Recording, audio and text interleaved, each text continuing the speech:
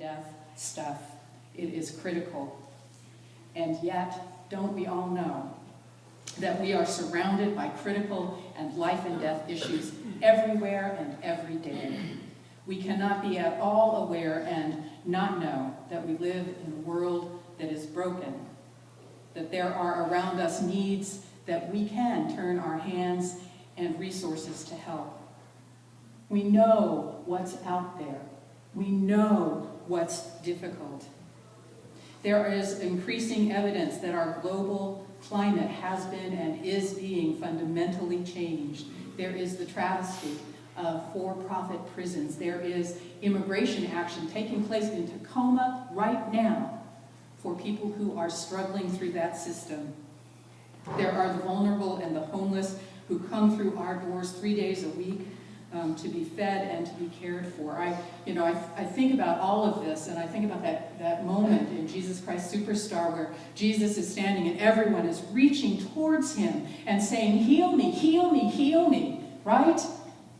Isn't that the world that we stand in most of the time, where there is so much need and so much that we have to do? We know when we open our tender hearts, we know that the world is hurting and that there are helpless and lost and hungry people and people who are endangered everywhere around us who need our attention. And the truth is, we can only do what we can do. And damn it, it's limited. But firstly, we can stay awake.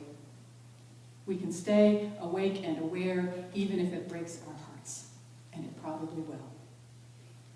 We can speak up. We can speak up even with shaky voices. We can speak up by writing letters to our congresspeople, by calling into their offices.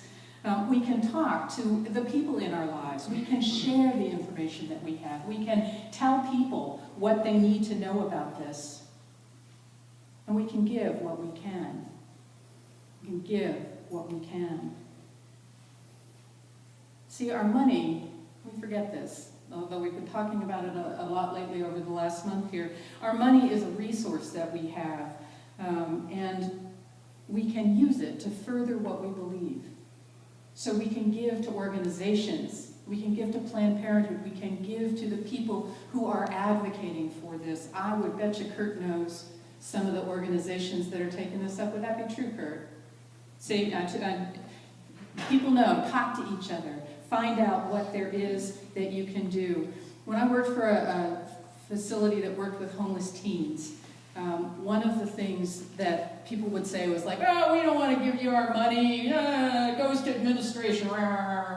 Your money is a resource. It helps change things. Even if it goes to administration, it helps change things. Don't belittle what that $25, that $5, that $2.50 might do to help. And the question is, of course, how much can we afford to keep?